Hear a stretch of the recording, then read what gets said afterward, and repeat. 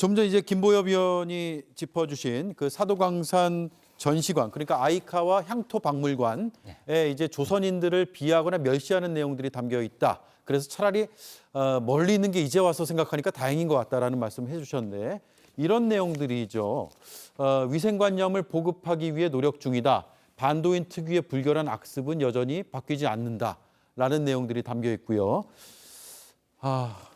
뭐 더 이상 제가 읽을 필요 없이 조선인들을 굉장히 비하하는 듯한 비하하는 듯한이 아니라 비하하는 내용이죠. 비하하는 내용이 이렇게 담겨 있습니다. 결국 우리 정부가 강제성을 담자라는 것은 뭐 건너뛰더라도 이렇게 비하와 멸시의 내용까지 합의를 해준 게 아니냐, 이런 의구심으로 지금 계속 이어지고 있단 말이에요. 김보엽 의원님. 모르고 당했으면 바보고요. 알고도 용인을 해줬으면 참 나쁜 겁니다.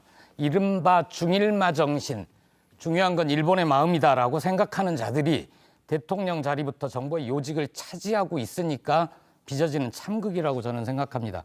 식민지 근대화론을 신봉하는 뉴라이트 시각에서 보면 저런 내용까지도 모두 용인할 수 있을 겁니다. 자연스러울 겁니다.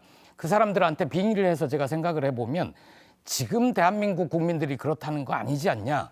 조선의 권력층과 백성들 근성이 그래서 먼저 근대화된 일본의 식민 통치를 받게 된 거다. 미개한 조선을 근대화시켜주고 조선 백성을 개화시켜준 일본에 우리가 고맙게 생각을 해야 된다. 현재 대한민국 국민들이 부지런한 것, 역동적인 대한민국을 만들 수 있게 된 것도 따지고 보면 다 일본 덕분이다. 이게 식민지 근대화론의 핵심입니다. 그러니까 그분들이 보기에는 저런 전시 내용도 과거 조선 사람들은 그랬다는 거지, 지금 대한민국 국민이 그렇다는 게 아닌데 뭐가 문제냐, 이렇게 생각할 겁니다. 예.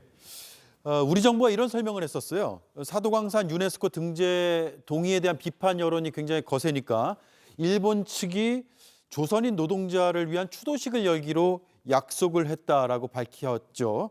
그런데 이제 이렇게 밝힌 뒤에도 두 달여가 지났는데 아직도 여부가 불투명한 상황이고, 오늘 국회에서도 이 부분이 논란이 됐습니다. 조태열 외교부 장관이 이렇게 얘기를 했어요. 올해 안에는 열릴 것이다. 일본이 주최하는 것이 취지에 맞다. 그리고 일본의 고위급 참석은 협의 중에 있다. 그러니까 처음에 이제 당초 일본이 약속한 게 한 7월에서 8월쯤으로 예상이 됐는데 계속 늦어지고 있고 올해 안에 열릴 수 있는 것이냐라는 궁금증으로 이어지고 있어요. 저는 올해 안에 열리기 힘들 거라고 보고요. 그렇기 때문에 계속해서 비판할 수밖에 없습니다. 우리가 얻은 것은 대체 무엇이냐. 저는 추도식을 열어도 얻은 대가로서는 부족하다고 보는데, 부족한 정도가 아니라 매우 부적합하다고 보는데, 지금 일본의 정치 상황이 어떻습니까? 지금 기시다 총리가 퇴임을 앞두고 있고 자민당의 총재 선거가 이번 달 27일에 열리게 됩니다. 그럼 신임 지도부가, 신임 총리가 나왔을 때 저렇게 일본 내 지지율을 끌어올리기 위해 부적절한 추도식은 어떻게 보면 일본 입장에서는, 일본 정부 입장에서는 한국의 일본 내 강성 지지층에게는 어필할 수 없는 것이기 때문에 하려고 하겠습니까? 안 하죠. 지금 일본 심지어 내부에서는 지금 원래 지금 일본 의회 임기가 내년 10월까지인데 이것을 조기 총선을 하자는 얘기까지 나오고 있거든요. 그럼 조기 총선을 실시하기 위해서는 더더욱 이런 좀 일본 내 우익 세력들의 지지를 이끌어내야 됩니다. 그러면은 저 추도식을 굳이 열 필요가 없다고 판단할 것이고, 추도식을 약속한 기시다 총리 이제 전임 총리가 될 겁니다. 그러면 책임을 누구에게 물어야 됩니까? 이거 최소한의, 저는 이것도 최소한도 아니고 부적절한 합의라고 생각했는데, 이것조차 못 받아내는 정부가 대체 이거에 대해서는 무슨 답변을 할지, 올해가 지나고 나서도 올해 내년 초에는 열리겠다 이런 얘기를 할지 지켜봐야 될 거라고 생각합니다. 예. 김인영 의원님, 그런데 이게 외교적으로 협의하는 과정이 있기 때문에 그 과정을 다 공개할 수는 없는 것이고, 뭔가 지금 물밑에서는 이야기를 주고받고 일정이나 이런 것들을 잡고 있을 수도 있는 거 아니에요?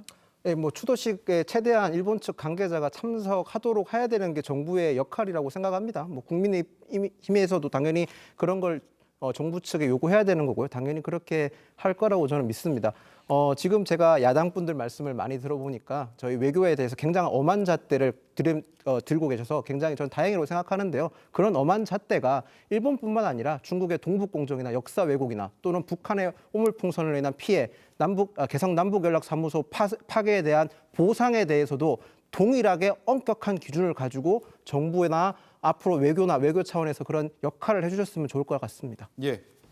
다른 나라의 외교에 대해서도 동일한 잣대와 기준으로 한번 지켜봐 달라 이 말씀을 하셨네요. 김보엽 위원님, 네. 지금 외교부 문서가 하나 공개가 됐는데 추도식 세부 사항을 보면은 일본 국내적으로 검토 조율 중이다라는 내용이에요. 그러니까 조선인 추도식 개최 문제와 관련해서 우리 정부가 적극적으로 의견을 피력하지 못하는 거 아니냐 이런 해석이 이런 문구를 통해서 나오거든요. 잘 이해할 수 없으면 저는 가끔씩 그 사람들 입장이 돼서 생각을 해보는데 오늘 제가 아까도 그 뉴라이트 인사들의 빙의가 돼서 망언을 쏟아놓지 않았습니까? 마저 해보겠습니다. 그 사람들 입장에서 보면 추도식 세부 내용을 일본이 내용과 형식을 마음대로 결정하는 거 당연합니다. 대한민국 정부는 거기에 대해서 어쩌면 의견을 낼 자격도 없습니다.